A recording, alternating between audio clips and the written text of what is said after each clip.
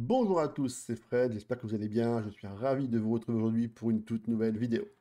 Nous nous étions quittés du coup fin octobre avec des résultats plutôt encourageants pour notre première saison avec Concarneau et les résultats, on a réussi à enchaîner quelques bonnes performances sur ce mois de novembre puisqu'on s'impose à la maison contre Pau 3 buts à 0, des buts d'Oko par un doublé et un but de Yanis Mergi. À l'extérieur contre le club lavallois en Mayenne, on s'impose également 1-0 sur un but de Baptiste Moisan. Et contre Amiens à la maison, on recevait donc les pensionnaires du club de la Licorne. On fait match nul, un but partout, un but de Bas contre un but de Gaël Kakuta qui est toujours là à Amiens. 32 ans, il a toujours une aussi belle carte, il nous a posé beaucoup de problèmes et il a permis aux Aminois de repartir avec le point du match nul. Le mois de décembre a été un peu plus compliqué, un peu plus en dents de scie. Pourtant, ça partait bien contre l'équipe de Rodez. Victoire à l'extérieur, 3 buts à 1 avec des buts de Bas et Matondo qui vient inscrire un doublé en toute fin de match. Utonji avait du coup réussi à réduire le score pour Rodez. Il a également été très très bon à Utonji, un joueur d'expérience qui a joué en Ligue 1 de nombreuses saisons. Il a vraiment été très très très performant. Ensuite, contre Auxerre qui sont leaders du coup du championnat, on avait entamé parfaitement la rencontre avec un but tout de suite grâce à Moussiti Oko, un but de notre attaquant pivot. Malheureusement, derrière notre gardien s'est blessé et comme à mon habitude, je ne mets rarement de gardien remplaçant sur le banc et j'ai dû faire rentrer, enfin j'ai passé du coup un genre de champ dans les buts et malheureusement on a pris 2 buts derrière. On va voir d'ailleurs les images de la rencontre tout de suite. Tout avait pourtant bien débuté grâce à un but de Oko sur un centre de Waïb, mais malheureusement la blessure de notre gardien qui était remplacé par un joueur de champ, et bien celui-ci va se trouer sur une frappe à cause d'un coup franc très mal dégagé par la défense, une frappe de Sinayoko qui vient tirer au premier poteau, ça fait un but partout, et en toute fin de match, un but absolument fabuleux de Lambourg qui vient enrouler une frappe magnifique en pleine lucarne. On se déplaçait ensuite chez nos amis guingampais au stade du Roudourou et une victoire 7 buts à 2. Une victoire qui a été remportée grâce à notre joueur Bevik Moussiti Oko qui a inscrit 5 buts dans le même match, un quintuplé, c'est pas souvent. Bravo à lui. Et ensuite, contre Grenoble à la maison, on avait l'opportunité de rebondir et d'enchaîner une petite série. Mais malheureusement, on n'a pas réussi à prendre le dessus sur les joueurs grenoblois, puisque c'est Mathis Touraine qui a climatisé le stade d'entrée. Et on prend 0 points sur la rencontre qui aurait dû être normalement pas une formalité, une rencontre plutôt accessible pour les joueurs de Concarneau. Contre Caen, on s'impose 3 buts à 1 à l'extérieur, un match pour lequel j'étais pas forcément très confiant, mais les joueurs ont su répondre au présent. À noter les 6 joueurs offensifs, Oko, Matondo, Pelé, Chadli, Barès et Etouin ont été très très bons, et c'est surtout grâce à eux qu'on remporte cette victoire absolument incroyable contre les joueurs de Caen. Au centre du terrain, Chadli décale parfaitement Pelé, qui va passer à peu près au niveau du point de pénalty à Barès tout seul. Gabriel Barès inscrit un très beau but du plat du pied. Réduction du score ensuite sur une percée d'Anouri qui va remettre la balle en retrait pour Martins André qui vient frapper une frappe monumentale dans le petit filet de Salès. Ça fait un but partout.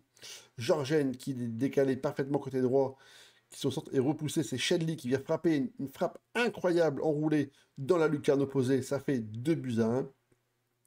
Et à la 70e minute de jeu, Barès contrôle un relais avec Matondo pour Oko qui vient piquer son ballon par-dessus le gardien Clementia. Contre les Stacks à la maison, on perd 2 buts à 1. Pourtant, on avait ouvert le score grâce à une très belle frappe d'Alec Georgen. Malheureusement, derrière, les joueurs de l'Estac et de Troyes ont bien réussi à se reprendre en main pour le deuxième mi-temps et ont parachevé leur victoire grâce à des buts d'Elissor et de Bangré en toute fin de rencontre. À l'extérieur, contre Ajaccio, c'est Cyril Bayala qui réalise une performance de haut vol puisqu'il inscrit un doublé. On repart donc de l'île de Beauté avec 0 points dans la musette, c'est dommage. On avait été très bon contre Ajaccio au match aller, mais malheureusement l'ambiance corse a été préjudiciable et on a perdu du coup 1 point ou 3 points dans une rencontre qui aurait pu être relativement abordable. Mais à noter qu'Ajaccio est quand même bien parti pour finir parmi les 4 ou 5 premiers du championnat de Ligue 2. Et pour le mois de février, on allait accueillir du coup 3 équipes à domicile et il était primordial et super important d'engranger un maximum de points. Et c'est ce qu'on a réalisé sur nos performances à domicile. Contre le VAFC, on s'impose 4 buts à 2 dans une rencontre où on a été largement dominateur. On va voir du coup les buts tout de suite, ça sera beaucoup plus parlant. Une action qui se déroule côté droit avec Mawazan qui vient trouver le relais de Matondo qui vient frapper fort au deuxième poteau. Ça fait 1 but à 0 pour cette première mi-temps. En deuxième mi-temps, on va se réveiller sur un coup franc de Pelé bien repris par Barès en 2 temps. Diabaté ne peut pas reprendre la deuxième tête du joueur prêté par Montpellier. Barès qui va transmettre à Pelé qui va centrer fort devant le but et c'est bas qui vient inscrire le but du 3-0. Ensuite, léger relâchement de nos joueurs, puisqu'on va subir les foudres et les attaques importantes des joueurs de Valenciennes. On prend un but par Doucouré qui laisse Salès absolument sans aucune réaction. Quelques minutes plus tard, on prend un but sur corner. Là, je me dis, attention, il y a moyen qu'on prenne une remontée et ce serait absolument catastrophique. Mais en fin de match, Moore fait une passe quasi décisive à notre joueur. Barès qui transmet à Matondo, qui frappe très fort et ça fait 4 buts à 2. Ensuite, nous nous déplacions sur la pelouse d'Annecy, véritable dernier de Ligue 2. J'avais vraiment à cœur de prendre les 3 points et je pensais que c'était jouable. Malheureusement, les joueurs d'Annecy ont fait preuve d'une solidarité, d'une cohésion de groupe absolument incroyable. Ils ont pourtant ouvert le score grâce à Vincent Pajot, l'éternel Vincent Pajot, sur une très très très bonne frappe de loin.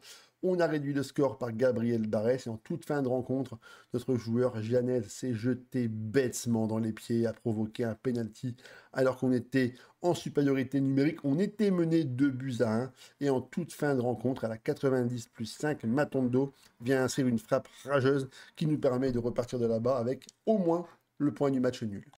Contre Paris FC qui nous avait battu lors du match aller, j'ai eu un discours plutôt motivant pour mes joueurs justement en jouant sur la défaite qu'on avait connue contre eux. Le sentiment de revanche était présent. Les joueurs, du coup, ont eux aussi répondu présent puisqu'on s'impose 4 buts à 1 contre le Paris FC. Des buts de bas, Matondo, Célestine et à nouveau bas en toute fin de rencontre. 3 points qui font énormément de bien au moral et également au classement. Et en toute fin de mois de février, contre le club de Laval, on s'impose 3 buts à 0. Guillaume Janès, qui s'est rattrapé du coup un peu de son penalty qu'il a provoqué, inscrit son premier but de la saison. Et derrière, Bas et Barès viennent parachever le succès des Jaunes Concarneau contre le club de Laval. Au classement, eh bien, on occupe une surprenante 3e place. On est extrêmement régulier dans les résultats. On arrive quand même à créer du jeu malgré un positionnement tactique qui de base est quand même plutôt défensif. Mais ce qui est intéressant, c'est que les équipes viennent chez nous avec l'envie de créer du jeu et jouent absolument haut. Nous, du coup, on joue un peu plus bas et on peut facilement les prendre en contre. Donc, on a rarement la possession, mais on est extrêmement clinique. On a de très très bons finisseurs devant. Et pour l'instant, nous occupons une place de barragiste. Je ne sais pas si ça va durer. Il reste encore à peu près 3 mois de compétition, mais j'ai bon espoir de finir au moins dans les 4 premiers, ce qui serait vraiment une très très grosse performance pour le club breton. En Coupe de France, du coup, on s'impose contre Aubagne à l'extérieur relativement facilement. Une très très grosse différence de niveau entre deux équipes qui n'évoluent pas au même échelon. Et ça s'est vu facilement sur le terrain. Contre Dunkerque, victoire au pénalty, victoire un peu stressante puisque on a eu la balle de match au bout du pied qui a été loupée par Oko lors de la séance de péno. Et c'est notre gardien remplaçant qui du coup a permis à notre équipe de se qualifier. Et contre Rouen, pensionnaire de National, on a certainement eu un excès de confiance. On n'a pas joué aussi bien qu'on aurait pu. Et c'est les Rouennais qui vont donc du coup franchir le cap supplémentaire pour la Coupe de France. La saison est plutôt bien partie, tout se déroule parfaitement. Le seul point noir et le petit hic, c'est les finances avec un solde général qui est quand même déficitaire. On verra si en fin de saison ça peut nous être préjudiciable pour notre tête au sein du club. Bon, je pense pas, on devrait pouvoir réussir à gagner un peu d'argent quand même grâce à de très bonnes performances sur le terrain. Toutefois, soyons quand même vigilants au niveau de la partie financière parce que ça peut nous poser problème, notamment sur la partie recrutement pour l'an prochain. Il faudra faire extrêmement attention et peut-être déjà prendre des mesures importantes. Pour les jeunes joueurs qui vont rejoindre notre club, apparemment, c'est une excellente promotion. Vous me direz, c'est pas très dur parce qu'il n'y a quasiment aucun joueur jeune au club. Donc j'espère pouvoir voir arriver des petits joueurs talentueux qui vont pouvoir progresser et intégrer peut-être dans le futur l'équipe première. Ça, seul l'avenir pourra nous le dire. En tout cas, on annonce une très belle promotion de joueurs et j'ai hâte de pouvoir les découvrir d'ici quelques semaines. La vidéo est maintenant terminée, j'espère qu'elle vous a plu. Et en tout cas, moi je suis extrêmement fier du parcours qu'on réalise pour cette première saison. C'est absolument incroyable, je pensais vraiment terminer un peu dans le ventre mou, mais là on joue les premiers rôles. Alors je ne sais pas si ça va durer, mais pour l'instant on va tout faire pour continuer à travailler dans ce sens. À toutes et à tous, passez une excellente journée. Je vous invite, comme d'habitude, à liker la vidéo grâce au petit pouce, à commenter et à partager. Et on se retrouve très bientôt pour le final de la saison 1 avec l'US Concarneau.